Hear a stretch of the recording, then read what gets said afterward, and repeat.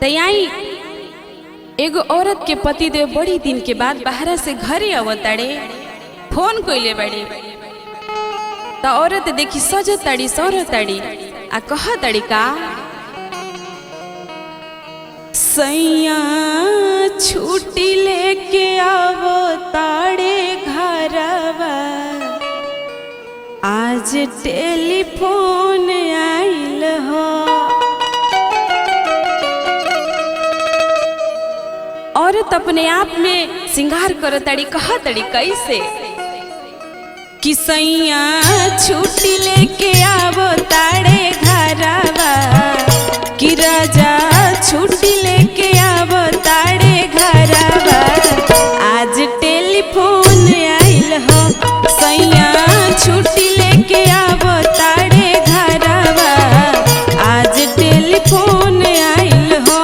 रोहनी जाए के न जाइब नई हरवा हो, रोहनी जाए के न जाइब नई हरवा आज टेलीफोन आइल हो। सैया छुट्टी लेके अवताड़े घरवा आज टेलीफोन आइल हो।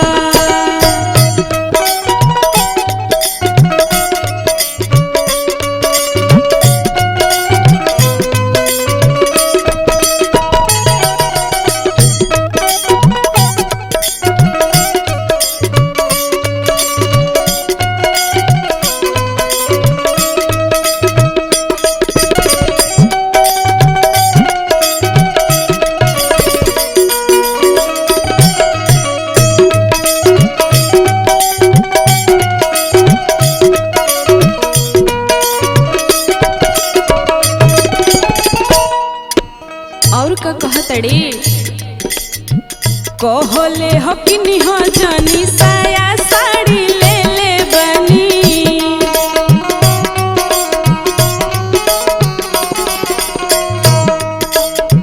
ब्लाउज सिए के हम तो तरह जी के देले बनी।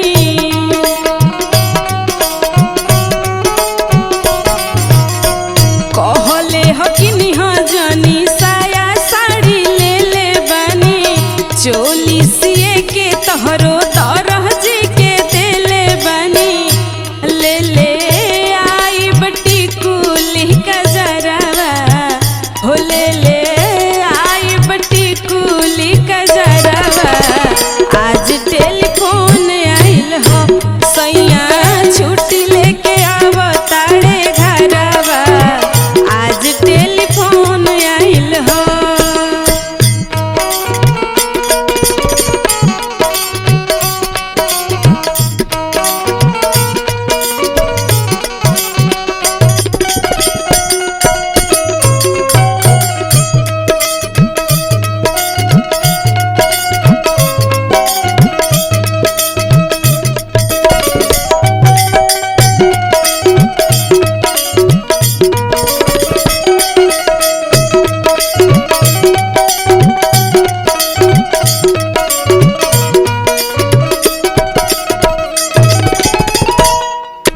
जान जाई अगर जेकर पति मानत होखस जानत होखस उ औरत के श्रृंगार करे के जरूरत नहीं है, खुद ब खुद चेहरा पे ग्लो आ जाला। औरत कहा तड़ी कैसे बताई सैया कितना हमके